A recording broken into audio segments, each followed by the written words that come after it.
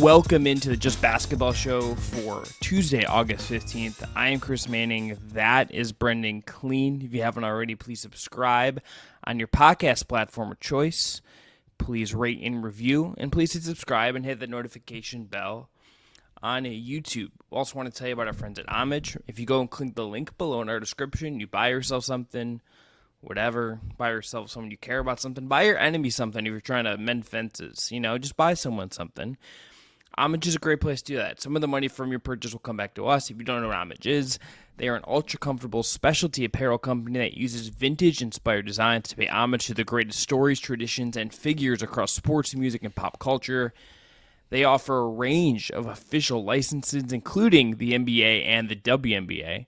And the NFL, I have a really comfortable Cleveland football technically, but Cleveland Browns hoodie on from them right now.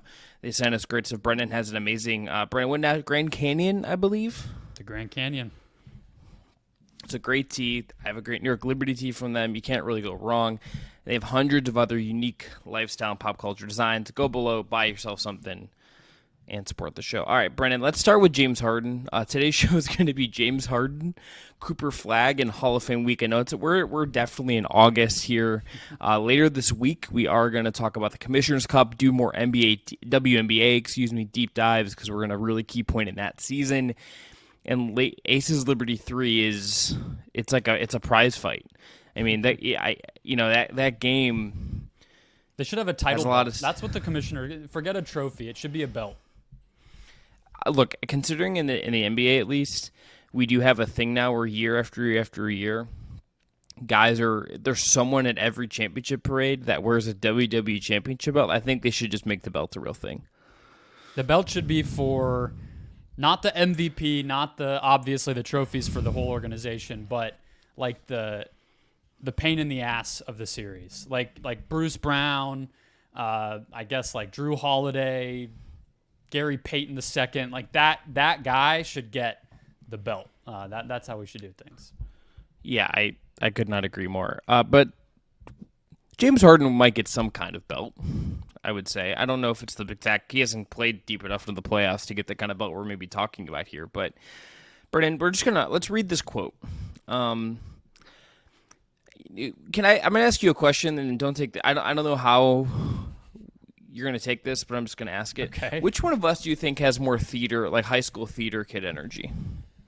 I was a marching band kid, so okay. So I think you need to read this quote. I think you need to read this quote. Yeah. I was like, theater energy to it? I mean, I'll read it. He said, No. It's just like I wanted a dramatic. No, let me explain myself first. I wanted the dramatic person, and I was like, can I just like be a sad piece of crap and read Hemingway and Samuel Beckett? And I was not a marching band. No, so I think I hear why you want the rendition put this way, but the reality was so much more awkward and plain, and just like it just hit.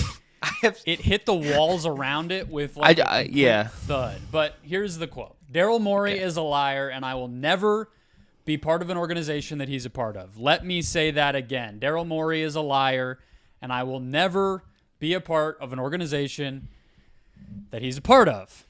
Why did he repeat it? Why did he need to say it? Did he not think that the cameras were rolling? Emphasis. That was honestly my guess. Emphasis. Well, emphasis. Okay. Well, number one, Brendon. Okay, let's set the stage of this. This man is out in Asia, I think China. This was in, right? Mm-hmm. China. He's out in the world. He's doing shoe company stuff, sponsorship stuff. Like it's that time of the year for a lot of NBA guys if they don't have international team commitments. He had to know that someone sent Shams that video. Yep. Like that would the part about this that it's like someone in Harden's team when he's like, I'm gonna say this in front of a room of Chinese teenagers, is gonna stand off to the side and take this at an angle so it's like kind of innocuous, like kind of like, oh, it's a man in the crowd took this and posting it. Yeah. But like clearly someone took this and was like then sent this to Shams. Like that is what happened here. Sure. That's the fun. That's hilarious. I mean, especially because that is hilarious. The social media apps aren't even the same in both countries, so there was no world where it was going to go where he wanted it to go unless he planted somebody, and he knew that. And I think that's why he repeated it. I also this is Brendon. This is the equivalent of like if you were to commit a crime and to like get rid of your fingerprints, you took like a handkerchief and just like rubbed the surfaces that you touched, and you're like, that's definitely going to do the job, right? Like this isn't even like a clever way of like denying this. That's the funny. Like there's no deniability here. This is so funny. One of my questions here is what is actually the difference between doing it this way and just like tweeting Nothing. it, or putting it on an Instagram story? Look, I would have more respect for Harden if he just came out and was like, "Yeah, this is my issue right now," and laid it out, and like instead of doing it this way, it would be much cooler if he gave an interview to Shams, or like did a Instagram live with Little Baby, like just do something where you explain this, then like I don't get this. This is. No, I don't get it at all. It was very goofy. That's why I was making fun of him for repeating it. It's like if you to cue up the theater kid energy of it. It's like you say it. Then you really emphasize it with like a never, I mean ever, will I ever, that's what you do. But just to repeat it verbatim it very much was like, hey, did you hit record? Like, did we get that? But no, I mean, honestly, to take it into the realm of serious, because this is a pretty insane thing. I mean, it's insane for the reasons we laid out from a vibe standpoint. Also insane because it's pretty unprecedented to have this happen. And what I think of when I think of why not, give an interview or I guess Harden, this is a little more impactful than like a tweet. So I get that, but like you could have easily done an interview or done some sort of podcast setup or some sort of something like that if you wanted to. It makes me think there's culpability here. It makes me think that he didn't want to have to be in an environment where he would have to answer a follow-up question or even be in the freaking country of the people who might care about the reception of this news, Like, that's where my mind goes, because I went back and looked, and last year, the Sixers were obviously punished for tampering, right? And when that happened, we all thought, oh, the wink-wink thing with Harden, they got caught.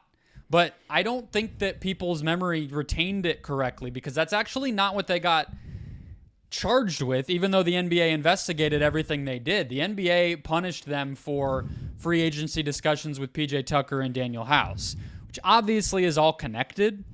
But the NBA went so far as to say they found no wrongdoing with anything related to James Harden. So where's the lie? That's the question, right? What was the lie? Was the lie that there was going to be a new contract this year? Was the lie about the amount of that contract, the timing of that contract, some other thing that hasn't happened? Because you don't just call the general manager of your team, who you're like personal friends with, a liar, regardless of how silly you do it, if there's not something there. Were the private jet photos for anything? Like what is love anymore if that relationship is nothing over? Is sacred. Well, Brendon, let me ask you one other thing in a joking manner. Would James Harden going on Podcast B and like saying this, would that have been tampering? No, it wouldn't have been tampering because players can't tamper. But it would be similar to whatever this is about to be, right? I mean, this is effectively pretty similar to what Damian Lillard just got memoed about and like what the NBA very much wants to avoid. But what do you think the lie is? Before we go to the Harden side, what is he accusing Daryl Morey of, if you had to guess? I mean, it has to be money, right? The $15 million that he gave up not being kind of part of whatever this latest offer was this summer. I mean, that's the most obvious guess, right? Yeah, I'm gonna pull Yaron Weitzman, who covers the Sixers really, really well, for places like Fox. Wrote a really good book about the process that I would recommend people go read. He laid this out, and this makes me think it has to be about the money. Number one, I'm going to paraphrase Yaron's tweet. Number one, turns down the max extension from the Nets. Then he takes a pay cut to re-sign with the Sixers. Says it's about winning. And then spent a season talking about how he was miserable in Philly. Then he asks for a max deal. Doesn't get it. But opts into his contract. Demands to be traded, but can't. Like, the trade landscape for him is obviously like, did he just think every other team was just going to like, okay, whatever. Then he makes this statement, which the only thing that comes to mind is that he did have an illegal wink-wink deal with the Sixers, he thought. Yeah. And then, like, Or an implied one. Even if it wasn't out and out, he might have just thought that was coming. He, I think, thought the Brinks truck was like going to be given to him, and that didn't happen, which I think was like a very smart franchise decision from a financial perspective for the 76ers. Like, I don't know if I 100% would have just given James Harden whatever he wanted, even if I was friends with him and built up my whole like model around right? Like, your big picture, you're obviously right. Of course, it's contract related. That's what this whole thing is about. But the specifics are what matters, right? Because it's not about what James Harden wanted. It's about what he thinks he was told he was getting. This isn't about James Harden saying, Daryl Morey didn't give me all my money. That's not worth going to China and saying. But something being told to him that was to a T, something very specific to this exact thing that somehow the NBA said nothing was fishy about, that opens like a bigger kind of like the NBA is in some trouble kind of box to me. If it's now this many layers deep and Harden is directly accusing Morey of reneging on something that the NBA has said never happened, but Morey has never had to comment on and Harden thinks very much did happen, like, if the accusation is that specific and not just kind of throwing a fit, that's a pretty big problem for kind of everybody, honestly, except Harden. Harden was the recipient of all of this, but like Morey, the NBA, all these parties, if there's any way to find it, what actually happened, or if Harden goes scorched earth even more and actually gives details here, like there could be something pretty serious. I know we all kind of know this happens, but it's not very often that it gets blown up into everybody's faces, if that's where this is headed. I mean, Brendon, I can't think of a comparison for this. I can't find I cannot think of a comparable thing. I cannot find a reasonable comparison to what James Harden just did. I can't think of one. No, I mean, it's reminiscent of like some of the stuff that gets CBA'd out of existence, like what the Joe Smith, was that his name? The contract where they gave him an overpaid deal and then it ended up getting him back somehow in order to, they wanted to make a trade and then they ended up bringing him back on some sort of deal later to give him a bigger contract. All that type of stuff that you hear of, like, and then the NBA flushed that down to the toilet with this rule, you know? But in this case, it's kind of like the whole jig is kind of up in a way. If there's no rule to get under the table dealings between teams and free agents and trade candidates out of existence, that's not like a loophole. That's like the whole thing. Yeah. I mean, the other element of this is embarrassment.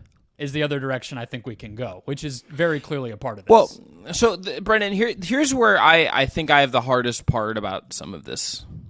The thing I really can't wrap my mind around fully is I just feel like I don't actually understand James Harden in a way I understand other stars. I feel like I have a pretty good grasp about what like Damian Lillard also looking to get out of his situation is about. I understand what drives him. I understand what his motivations are.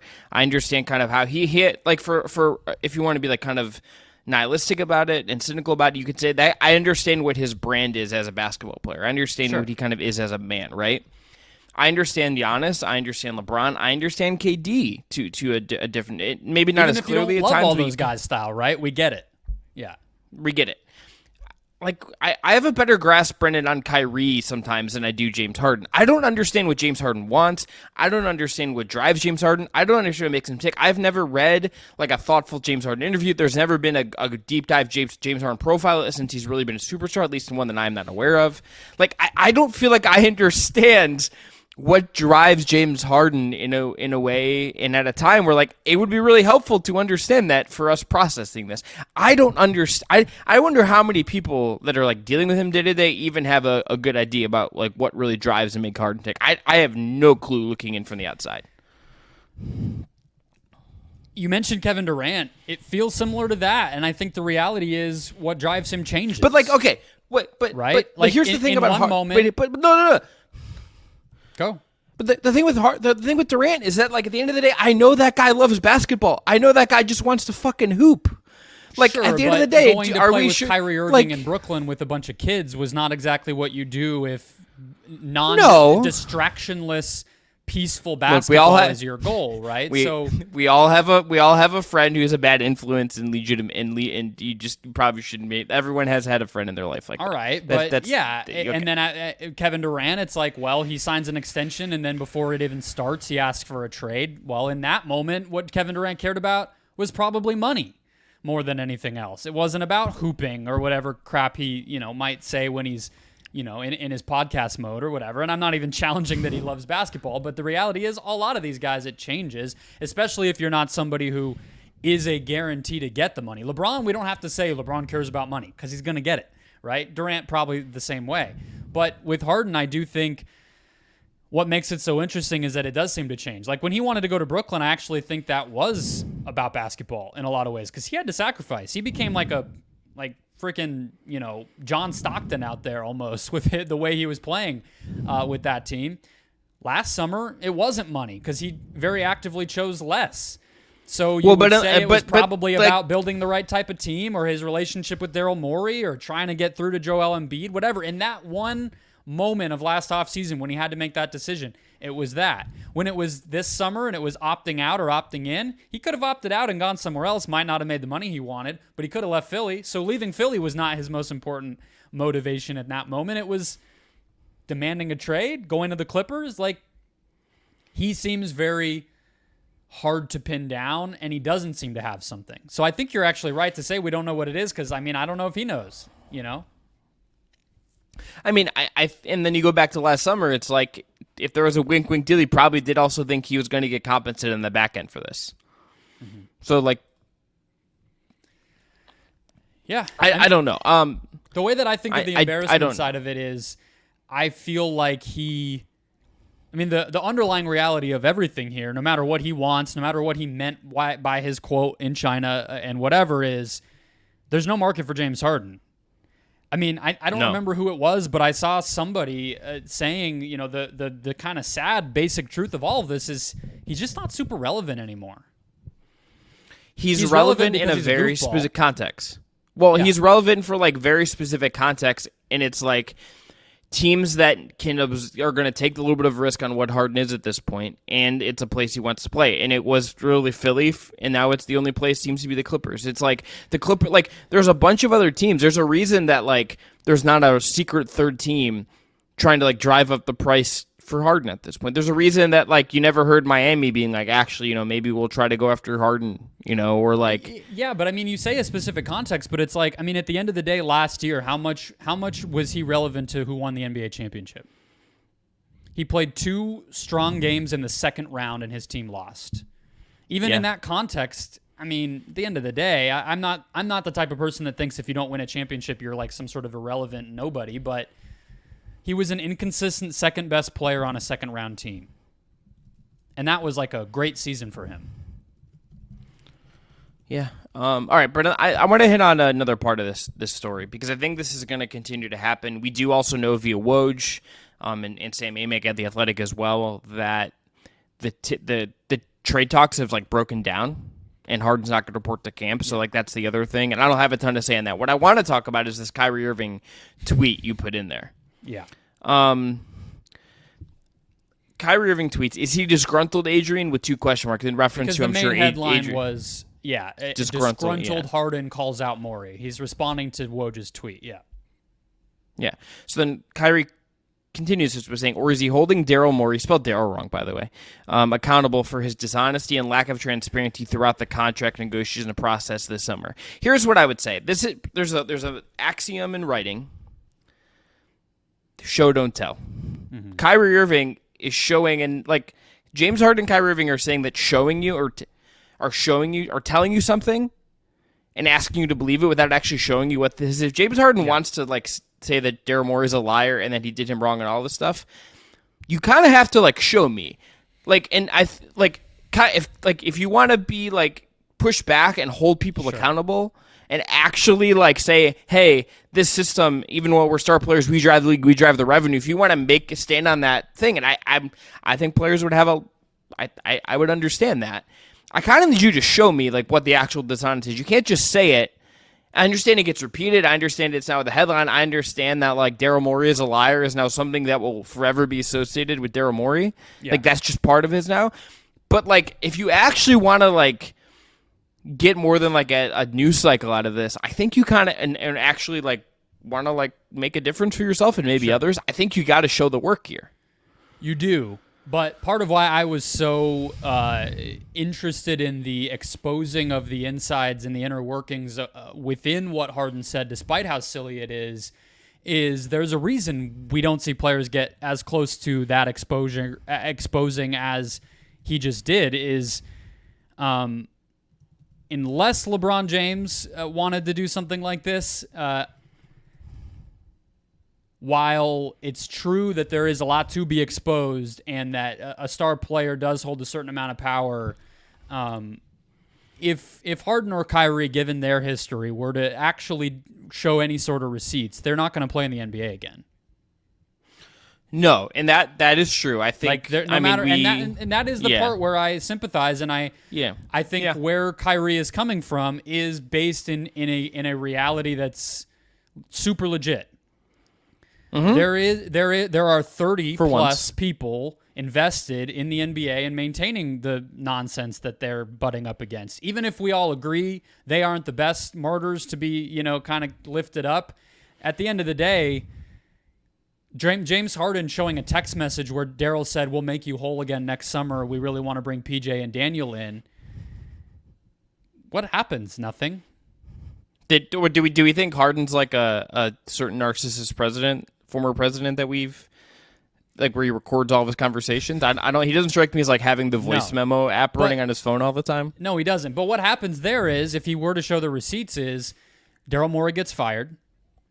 James Harden is probably persona non grata in the NBA and leaves the league maybe a little quicker than he would have otherwise. And Josh Harris keeps making millions and billions of dollars owning the team.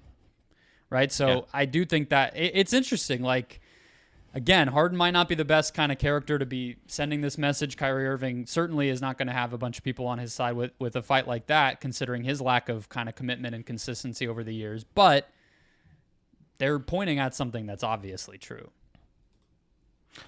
Two kind of last notes on this this kind of thing, because I think we'll get more. I think this will continue to evolve. This is not done, obviously. Number one, I think actually this is kind of really my last point. I don't really have two. I don't know why I thought it was two. I think you either got to just be like, I think the NBA should probably just let itself get to where like soccer coverage is, where it's just like all year there's just a bunch of gossip. And all year there's like rumor and it's kind of chaotic. I think they should just like kind of like let that be how it is. And I think it might be better. They might be better off at this point. Isn't that how it is? But it's a little more like there's a little more of a facade of like there's a little more of a facade than there is with some of the. See, I kind of think that part of the reason that there's not so much of it is because there's less of a facade, and like James Harden can do something like this. The reason I always have thought the reason that soccer is so ridiculous like that is because the players are so protected and insulated. So you never they don't do media. So it's just whisper stuff all the time. But that's how it gets out of control. Whereas James Harden can just come out and say like, or Pascal Siakam, perfect example, right? Like everybody's talking about Siakam getting traded, but whenever there's reporting about him, it's always Pascal wants to be in Toronto and he wants to get his next contract as big as it can be. And then you just hear that, and it's like, all right, well, the Siakam stuff's kind of nonsense right now, Whereas, like, if it's soccer, it's kind of like, well, what Pascal really wants, and it's just some agent or whatever whispering about it, Yeah, it's the same. It's probably the same people like doing the talking. It's just framed differently, and media laws are different and stuff. But if Harden really wanted, and we don't have time for journalism law in the UK right now, but nor are we that's for the Patreon. I have taught a class on it. We'll do it later. Oh, okay, cool. I have not taught a class on anything. I understand. I did take a college law class, or a journalism law class, but it was not British law. American, yeah, American. There's a lot of differences. If you ever notice, like athletes that get charged with things in England, it's very different than it is here, where TMZ gets it. It's just out there, and over there, it's like. A professional athlete in the Premier League was charged with a crime in this neighborhood between X. It's just like it's wild. James Harden, if he really wanted to, could have called Keith Pompey. He could have got a hold of Keith Pompey. He could have got a hold of Shams. He could have got a hold of Kelly Iko if he wanted to go back to Houston. Sam Amick. He could have got a hold of anyone he wanted. And like done a version of this where like he doesn't actually maybe say more, but it's like he does actually kind of get more out there than just like this specific thing. But I think you're right to say like he didn't want follow-ups. I think that's probably like he doesn't want to actually have to answer questions about this right now, or probably ever. If I'm being honest, he's just going to be like, yeah, I'm not talking about that when it comes to media day wherever he's at in October or September. And I think the reason he doesn't want to is because he's embarrassed. There's no contract for him anywhere near the size he wants there to be one. Philly was the only chance he was going to have to get one, and the other part of why he probably doesn't want to talk about it is because I would doubt that he's fully innocent in whatever back and forths there were, at least according to NBA rules, even if most people like morally would probably take Harden's side. Yeah. Okay. This isn't done. Who gets traded first, Dame or Harden? Dame. Yeah, I agree. Siakam or Harden?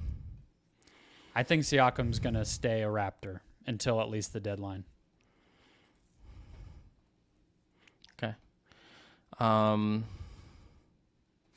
Weird story. This is just the weirdest. It feels right that James Harden's the one being in the situation, if I'm being honest, but it's very weird.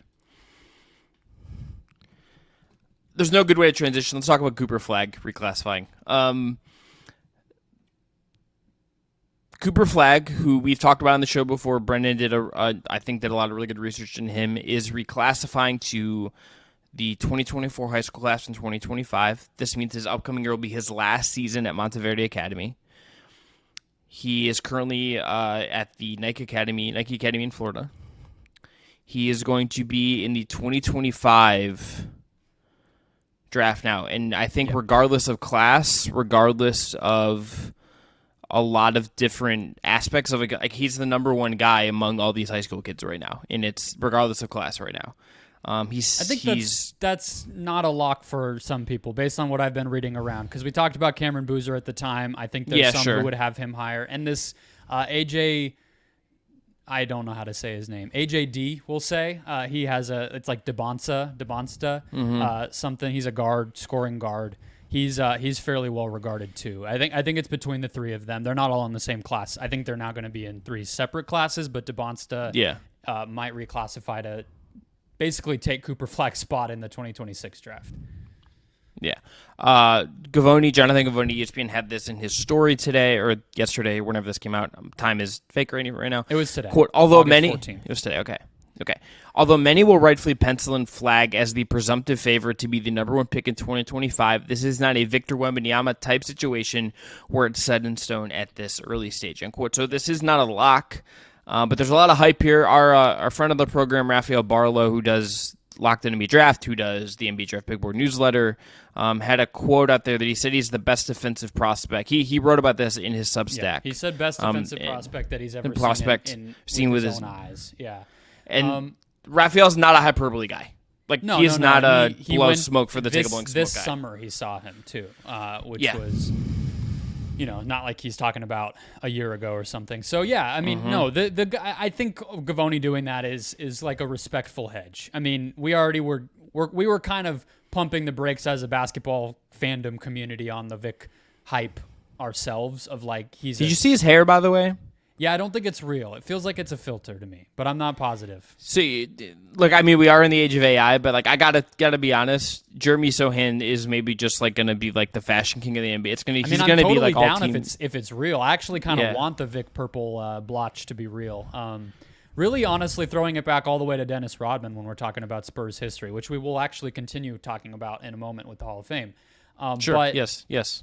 No, I think like the Wemby stuff was just like unrealistic and ridiculous. And there's only very select players who ever are even worthy of that type of hype. So I don't think it would have made sense for anybody to do that with Cooper Flagg. But for all intents and purposes, I think he's the number one prospect. 2025 was supposed to be a fairly weak class. The guy that is kind of number two right now, I believe his name is Ace Bailey. I don't know his real first name. That's his nickname. He's going to Rutgers. And he's kind of like an inconsistent wing, like one of those Andrew Wiggins, Josh Jackson. Like he's one of those types. And he's going to Rutgers, which is not, he's not set up on the like lift him up as the heir to the throne type of guy. So Flagg should clearly slot in there from everything that I've read and seen. But I think it's just Gavoni being like, let's chill, So yeah, I mean, to me, the biggest takeaway from this was, Chris, that 2024 might be kind of a bad draft, depending on what happens.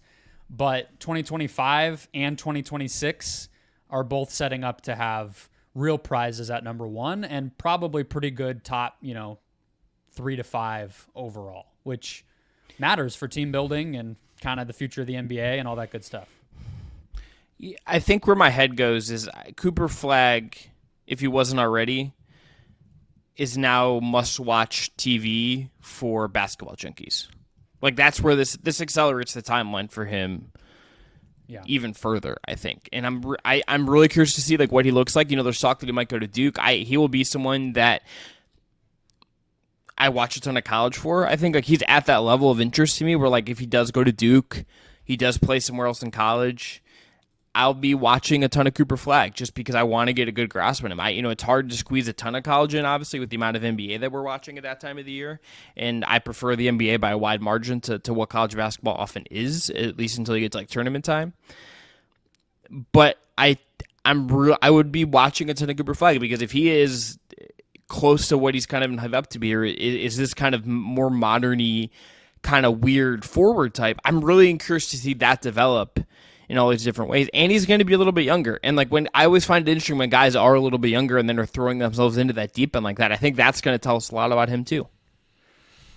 Yeah, I mean, that's been a lot of the chatter since the news came out is like the history of reclassifications, and it's checkered for sure. But I think the thing, there's G.G. Jackson, who just became a second-round pick, and he was like a top prospect. Monty Bates obviously did it. But there's good ones too. I mean, Anthony Edwards reclassified and other guys have helped themselves. So to me, what makes me optimistic is physically, I think he can play college basketball by next fall. Like he's big, he's a physical player, he's athletic, he can play defense. He doesn't have to score, which I think is one of the things that can be limiting for players when they try to level up is like if you just can't even drive against NBA defenses, you can't get your own shot at all, but you're theoretically supposed to be a scorer. You're really just hampering yourself to like becoming a kind of pull-up jump shooter guy and screwing up your development and everything. I don't think Cooper Flagg's that type of player. I think he can shine, honestly, without having to score, so he should fit right in on a good college team, even if he's not the number one scorer. You could see him having an Anthony Davis in Kentucky in 2012 level of impact where the other guys do some of the other stuff and he's just defense, ball movement, around the rim scoring, etc. So I think it's set up for him well, and maybe G League Ignite swoops in and changes things up or whatever, but this felt like the right move, even if it'll be a little less exciting for us having a 2026 class that's not like this all-time legendary thing. We lose that, but for everybody else involved besides basketball fans, I think it makes the most sense. I guess like how confident are you he's just going to be like just kind of blow through all of this, I guess is my question. I mean, I have not watched nearly enough to feel I can that's right. That, but I do feel like people like Raphael and Gavoni pumping him up the way that they have, and he might not be Wemby, Luka, LeBron, Anthony Davis, whatever, but like he is probably a surefire number one pick type of guy. And like, I think it seems like the main kind of thing next is just like, can he consistently create his own shot? Can he be a scorer? Can he do all that stuff, which we'll see. Yeah, and that's always a really fast. That's also one of those things is for a guy that's going to go number one. That's oftentimes the hardest skill to turn up, right? Like that's often one of the hardest things to really add. It feels like it is not a linear thing all the time, even sort if you can project it. Right? I mean, and that for a guy that we're talking about like this, I think that in itself is kind of an interesting case study to watch as we go forward. All right, let's talk about the Hall of Fame, Brendon. Look, this was a big weekend, I think, for a lot of people. I thought Pau Gasol had some really interesting things to say about Kobe, obviously. I love seeing, guys pay homage on their social media accounts. So like Kevin Love had a really great post about Dirk that I recommend people go check out. I thought Dwayne Wade was awesome. Let's just jump around this a little bit. What were your Hall of Fame weekend highlights from what you saw? It was all awesome. I'm going to get a little like meta and big picture because my head was just the NBA put together a really cool video of the entirety of all the speeches just right back to back to back. First of all, whoever's running their YouTube page needs to chill on the ads. It was literally one every 3 minutes. I think something went wrong. It took me like 3 hours to get through a 2-hour video. That's just a side note. But no, I mean, I was getting a little, like, what does this class mean? What does this era mean? We're starting to see, we had the big class a couple years ago with Kobe and obviously guys like Duncan and Bosch and different players have gotten in over the past few classes. And honestly, what I was thinking about is combining those with this really big one is it's kind of the generation where you feel like you know everybody. We're getting to the point where the 24-hour news cycle and social media and all this stuff was around for most of these guys' careers. And, like even the Kobe Powell stuff, it was like, well, we all kind of know the history of those guys from a competitive standpoint where Kobe just like outwardly didn't think Powell was a winner at first. And like, the Wade and kind of the beef that he had with Paul Pierce with the super team stuff the past couple of weeks. And we just have so much history and baggage with these guys, but I don't think that took away from it at all to me with these moments. They always make me pretty emotional and choked up and everything, watching these guys get to look back on all of it. And I also just thought it was funny to think all of that and at the same time have it be a bunch of Spurs guys who are bringing it in, who are the most quiet, the most reserved. So they kind of buck that trend. But I don't know if you had any similar thoughts or if I just rambled, but that's where my head was at. The Popovich stuff to me was the most engrossing part of this. I could watch Greg Popovich talk to Tim Duncan, talk about how he would get arrested if he coached Tony Parker like he did, if he was coaching Parker now, like him kind of like being like, I was probably kind of a jerk. Making fun of Manu. Like, I could just watch those guys talk about life and talk about basketball forever. One of the things, Brendon, that I've gotten like really into with basketball of late, really I would say the last like year and a half, is I've gotten like much more into the history of the game, and I think that is kind of such a vital part for us understanding the game now. And I don't. Maybe that just means I'm becoming my dad, because this is something my dad would also say, right? Like, he'd be like, this just feels like something my dad would be like, hey, like, do you want to go home? I'm like, sure. And I probably thought it was dumb when I was 16. I certainly did. But I think, like, seeing, like, the history get talked about in that way and, like, those guys be comfortable with each other, it's a reminder of just, like, how living this still is, how living the game is. Mm-hmm. And, like the Hall of Fame, because it's not an NBA Hall of Fame per se, it's a basketball Hall of Fame. Yeah. And I think that's good, right? But I think this just feels like it's something like that should have been a bigger deal. Like I don't know, I don't think you've ever been, because you live in Arizona and be a trek to get here. But like when you go to like the Pro Football Hall of Fame stuff in Canton, it is like a raucous party for these guys. And I was out of town when Joe Thomas, the Browns left tackle, got inducted, but I was planning on going just because I wanted to be in the environment and see what that was going to be like. Yeah. You're not going to get that one-to-one with basketball because it's a different sport. It's a very different fan base a lot of the time. It's a more niche sport, frankly, more niche sport, frankly. But I think like you got to make a bigger deal about this. I think that's why it's great the NBA does that highlight compilation of all the speeches. I think it's great that like you're getting the Becky Hammond Pop interaction. I think it's great that you're seeing Tim Duncan, and people that haven't seen Tim Duncan in 3 years are like, just what is up with Tim Duncan? Like, Tim Duncan has this hair now. He's not just shaved Tim Duncan anymore. Like, there's all of these things that I just feel like can add to what our understanding of the game is. And I want more of this. I just want more and more and more, because I think if you love basketball, you love stuff like this. I ate the NBA 75 stuff up to the same point. Like, there was a draft. Did you watch this the weekend All-Star weekend for NBA 75 when they did the Legends draft with like celebrity guests?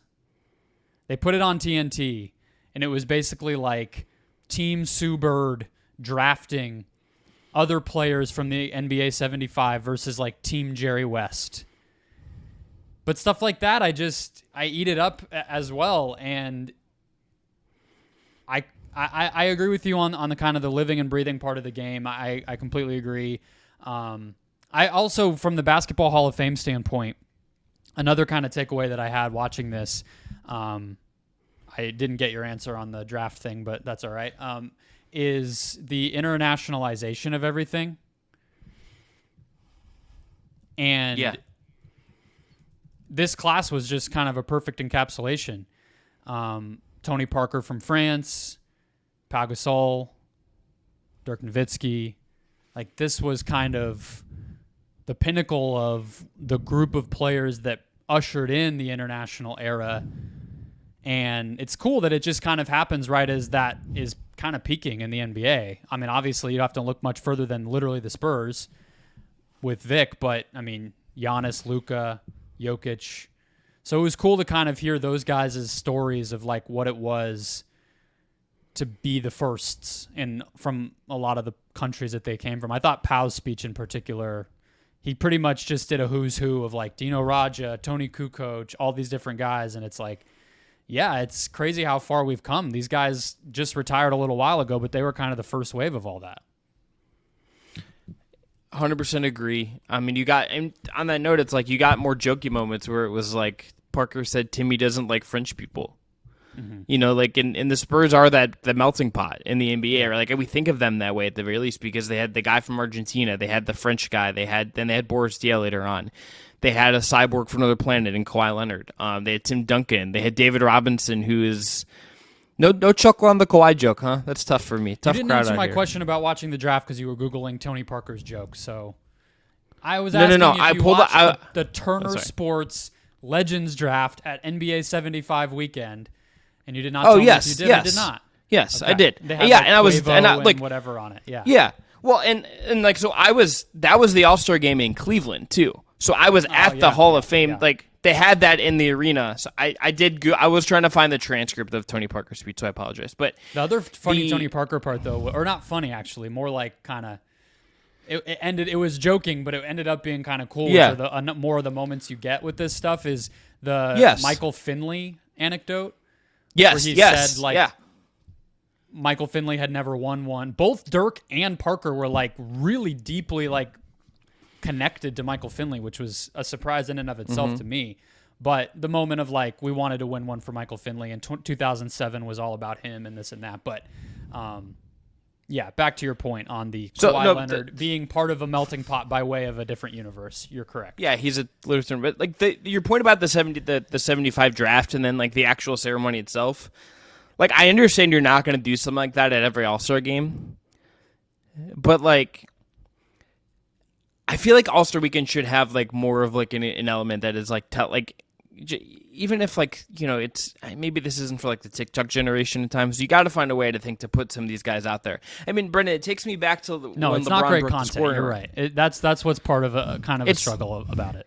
But it like it speaks to people I think that like have a little more like time to like think about these things in different ways, and are like maybe like it's kind of like reading a book where it's like you like if you're a book person, like you're my kind of person, and like this is kind of that. But it made me think of also LeBron when he broke the scoring record. It was like that moment meant even more because Kareem was there. Yeah, because Kareem was there. Like if Kareem had, you know, God forbid, had passed already or just decided he didn't want to come or whatever, it still would have been amazing. But because Kareem was there and was part of it, it meant something. I mean, every once in a while, Brendon, I'll go look. You can find the videos of like LeBron and Michael, like, you know, knows what they're saying to each other, but they're interacting on the All-Star 75 thing, and it's like putting those two guys in a room together. It's like that's electric, you know. Yeah. No, I mean, I even think the moment of speaking of Kareem, where Pau said that. I guess this probably was already out, but I had missed it, that Kareem was supposed to be his inductee. And they had a whole relationship. I never knew that. I never knew Pau Gasol was like that close with Kareem where he would choose him. I know he can't, obviously, you know, rest in power. Couldn't pick who he would probably have chosen otherwise, which would have been Kobe. But, you know, still, like, I those little moments where you really get to see that fraternity's there, even if we don't always experience it. But I think the other part of it is too, like the NBA should lean into it because it already has more staying power and kind of aura to it than most other sports. I think baseball obviously has it just because their history is so long. But like, I don't even know more than like 5 NFL players from the 80s. I could name, I mean, there's a freaking TV show about the NBA in the 80s on HBO. They would never do that about the NFL, you know? Like, so the NBA kind of already has that as an advantage. The storytelling and the history and stuff already kind of is exciting to people if you do it the right way. So why not try harder? You don't want to oversaturate, but like, you know, do it before these guys are gone. We still are like with the pioneers of the NBA. Like that's not something a lot of sports can say either. So put them out there. Or at least a type of pioneer. Like George Mikan's not like there is like a generation that is gone and like sure. And you know Bill Russell's yeah. like but there's the guys who kind like, of turned the NBA into what it is, like Oscar Robertson's still around, you know, like well, and Kareem. I mean Magic and Bird, it's Magic and Bird and exactly. Dr. J and all that stuff. Yeah. I think the Pow. I want to talk about the Becky Hammon one a little bit too because we'll get to that. I think I want to just say the Kobe part of this. I think just will be. It's going to be one of these things that we always. It's going to be something with him we always feel for a long time. Mm-hmm. Like the next run of guys that get in, you could look. I don't know if you looked at this. He'll bring it up. Brendon, there's a soccer player I learned recently that is into computer engineering as a hobby, and like literally my brain went, "Oh my God, Andrew Bynum? Is this like European soccer Andrew Bynum?" And I was like, "Damn it!" You don't think he's getting in? Naismith's not welcoming him in. Maybe the Bowling Hall of Fame. There's probably like a Pro Bowler Hall of Fame. I think Bag Getter Hall of Fame, if we're being honest. True. Okay, but. You really derailed me with that one. That was good. The Kobe thing will be around. Yes, I mean LeBron will bring him up whenever we get LeBron's ceremony. I think all these guys. Like, I think everyone is going to ring up for like the next like decade, like 2 decades. Like it's going to be that kind of thing. Yeah, which then you're getting into like the generation that he kind of mentored. So like when that's what I'm saying goes into the Hall of Fame, which is like 15 years away, 20 years away. I mean. Kyrie has a very high probability on the Basketball Reference like probability calculator, right? Like, oh yeah, no, Kyrie Irving's getting into the Hall of Fame for sure. Yeah, I did a show by that for Locked On, and I like kind of like underestimated in my head like Kyrie's resume a little bit, and then I looked at it before I did the show, and I was like, oh, he's absolutely getting in the Hall of Fame. In my head, I was like, Kevin Love's gonna get in. And just thinking about it. And then I looked at Kyrie, and Kyrie is like a 20% better chance based on the Basketball Reference like probability calculator. And I was like, oh, right, yeah. Well, that's one of the other things that I was going to bring up, big picture on. This class is uniquely great, but I think we're getting a little bit... I think we're getting a little bit away from the everybody gets in stuff from the NBA. And I've always sort of felt like the Basketball Hall of Fame having that reputation was a little ridiculous because the alternative is baseball, where it's just a bunch of old dudes playing gatekeeper for like legendary athletes. That's not really fun either. So the whole idea of like we should be more choosy, it's like for who? Who is it for to be more of a dick to the players who could get in and be like, nope, no Hall of Famers from this year's voting pool. Nobody gets in. That's not cute. That's actually really stupid. So I've never had a big issue with it, but it feels like we're getting into an era where there was so much greatness and so much talent that every year is going to feel like, what? This class is the best one I've ever seen. Well, have you looked at, and obviously there's a lot of guys that are going to be up here, like, I mean, that have a lot more basketball to write, but have you looked at this probability calculator ever? I've looked at it for specific players like you're talking about, but I don't think I've ever like just perused the list from top to bottom. So let me run you through the guys on their list that are let's go 70% and above likelihood. Yeah. And I'm going to go like up from around 70% to up to the couple guys that are 100%. And I'm going to see if you can guess the guys that are 100%. There's 4 of them. Yeah. As of right now. Okay. One is like right on the tippy toe, but he's not technically 100%. Here's 70% and above. Klay Thompson, Jimmy Butler, Kevin Love, Draymond Green, Kawhi Leonard, Kyle Lowry, Nikola Jokic, Kyrie Irving, Paul George, Giannis, Dame Lillard, Anthony Davis, Russell Westbrook, James Harden. That's 18 through 5 on their list. Who do you think are the 4 active players that are now with a 100% chance based on this probability of getting into the Hall of Fame? LeBron, Steph, KD. I don't know. Chris Paul. Chris Paul. Okay. Yeah, Giannis is getting in. He's at 94.9 right now. So like, close. Yeah, but then it's like you get once you. But the reason I picked that 70% one is because you drop below that. Clay's at 70%. He's at 18th on this list. 19th is Blake Griffin. Yeah, and Clay's going to get in. Blake Griffin is 19th. He's at 54.8%. That's then where you I go think down the even. Cutoff would be. Blake's then you Blake's go even kind of a coin flip. Yeah, but then you go even further. He's like the only coin flip based on this because DeMar is 20th and he's at 42.4%. John Wall is under DeMar at 32.4%. Yeah, so Blake then Rudy is sort of the Gobert, cutoff, right? Like Blake's yeah, kind of the line in the sand of like on either side of Blake is yes or no. Yeah, and look, there are guys down the list that I think will have long runs. Like Booker only has like a really low percentage chance right now because he just kind of really still getting started. Yeah. Tatum is in that class. Karl Anthony Towns changed the game of basketball, and he's pretty low in this list, right? Like, yeah. So like there's obviously guys that are going to come through and make careers for themselves and do all this stuff and be part of the legacy of it. Once we're past that early 2000s stretch of league history, from then on, it's been. The Celtics won a championship with 3 Hall of Famers. The Lakers had 2 guys. You had the Heatles, which would be all 3 of those are going to get in. Then you have, the Warriors, all 3 of their guys plus Durant are going to get in. Like, you really just go through it from then until now, and it's like we're in that range where every class is going to feel great. We can get to Becky Hammon because I agree we should talk about her. I have one question to transition us back to the Spurs.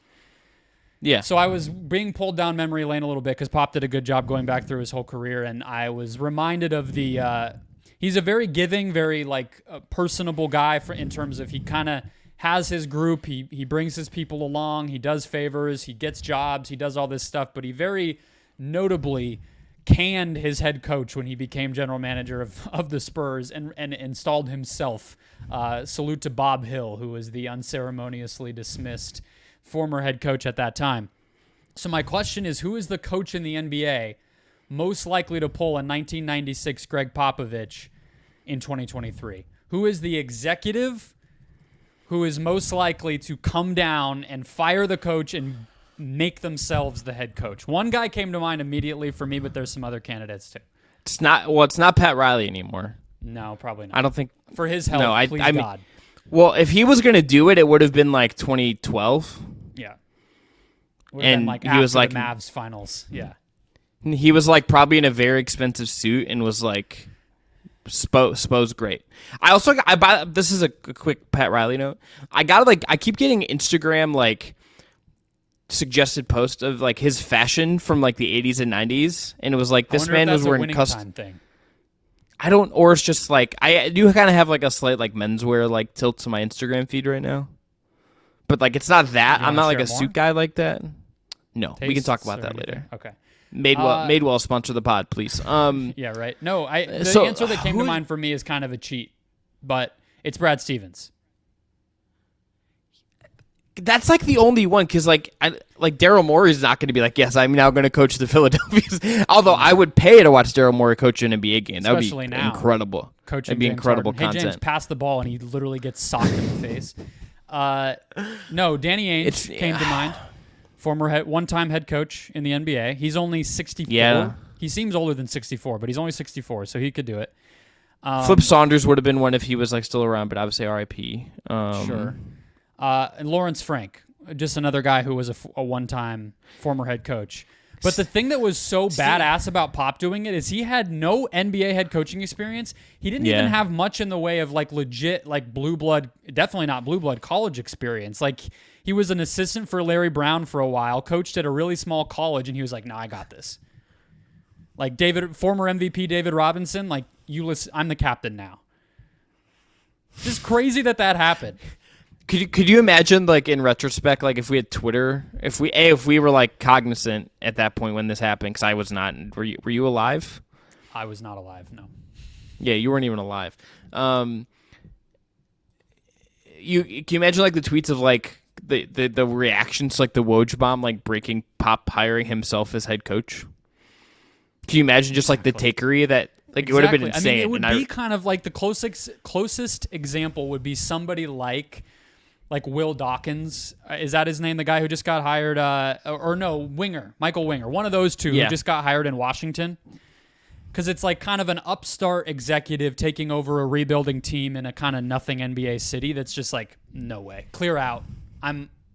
It's me now, you know? Jeff Weltman's like, Paolo, I'm your guy. Let's go. Let's ride, baby. Exactly. That's how you would actually have to. It's not even the sexy names of like Brad Stevens, because that would make sense.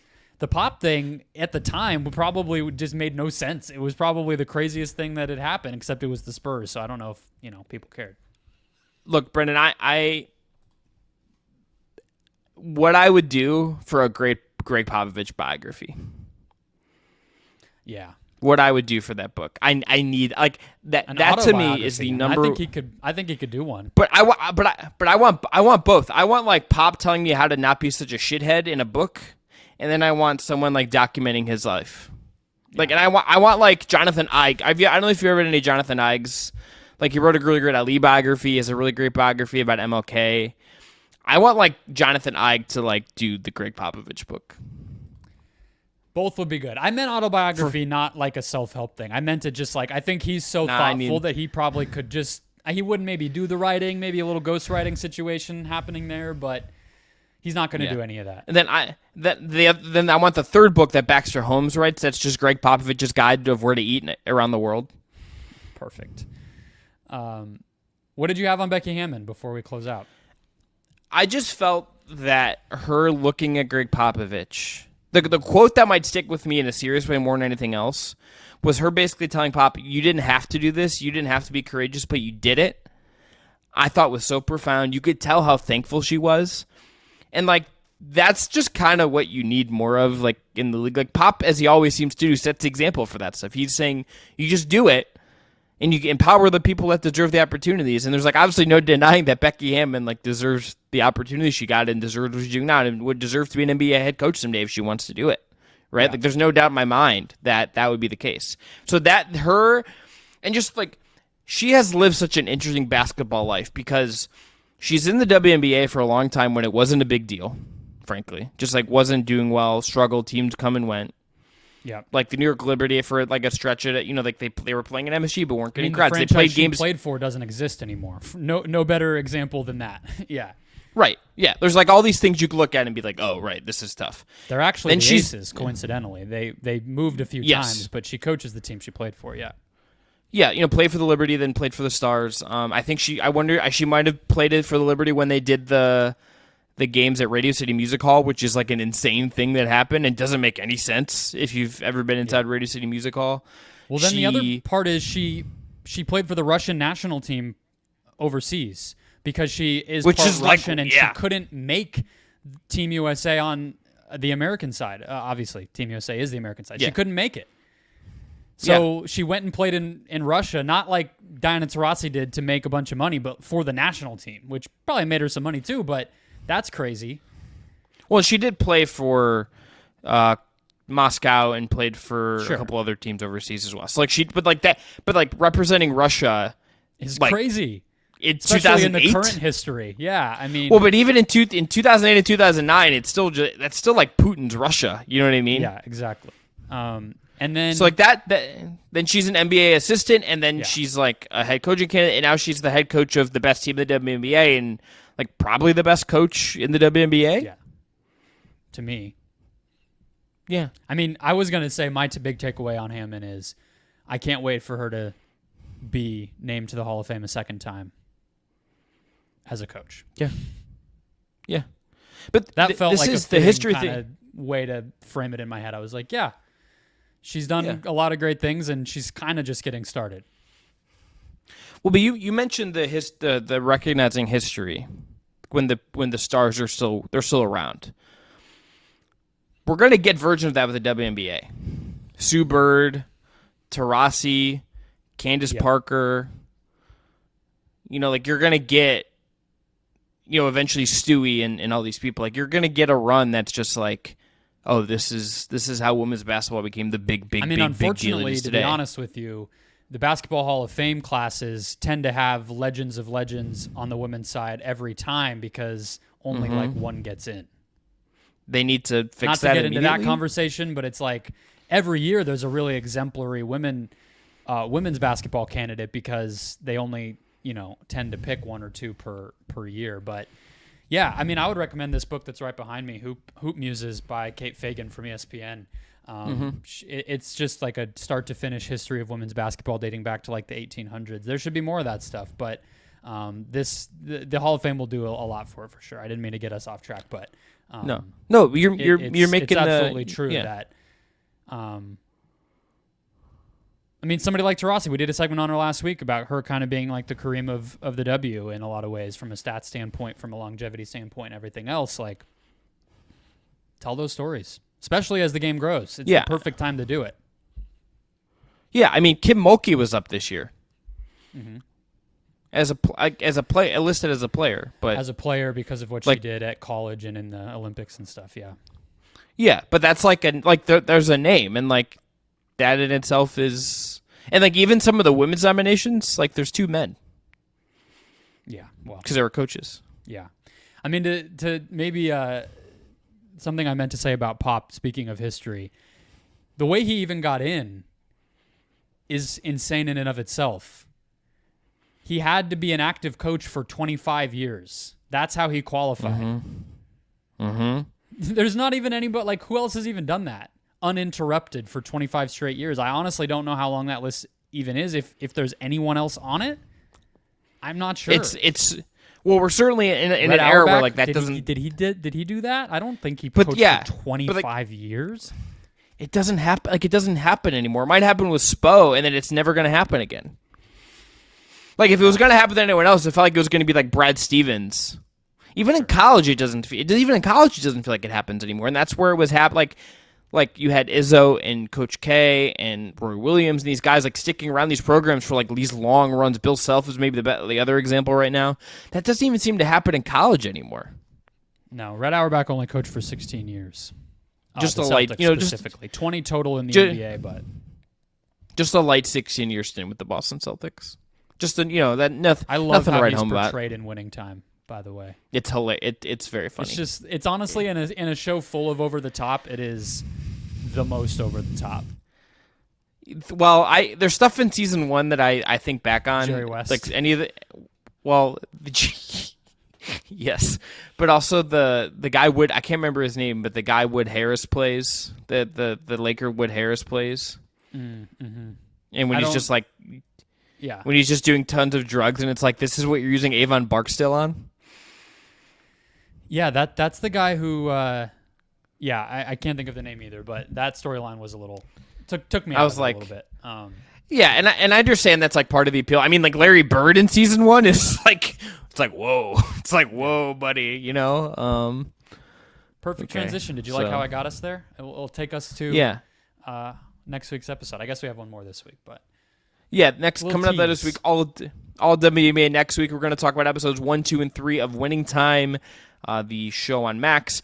Do you want to say solidarity? All the writers, all the actors on that show have not been able to promote their show because they're striking right now, and I just want to say solidarity with them. Good for them. And Magic Johnson will never promote that show, and neither will Kareem Abdul-Jabbar, so not a lot of promotion going on. Yeah, Kareem, I'm sure Magic was out the moment, like the first scene they show that's in the future, and it's like, oh, okay, yeah, and Magic's never going to... couple episodes of... or the first episode of this season is all about some mistakes that Magic Johnson made. So, yeah, I don't think he's in a hurry to return to that point in his life or confront the ridiculousness of how it's portrayed. But we'll promote it. Yeah, we're not going to get any tweets. We're not going to get any posts on X. Magic's like, Winning Time, what a great episode. Pass on it. We're never going to get that about that show. We are. No, maybe his Apple documentary, though. Maybe I'll be like, hey, go watch this instead. And it's like, The sanitized one? Okay, cool. All right, that is going to be it for this episode of the Just Basketball Show. James Harden, Cooper Flagg in the Basketball Hall of Fame. What a round robin for us here. We'll talk to y'all on Thursday. Talking WM. Thanks again to Dylan Heiser for production. And again, go click our link below and use the link. Buy yourself something in homage. Enjoy the hoops. Talk to you on Thursday after the Commissioner's Cup Aces Liberty Round 3.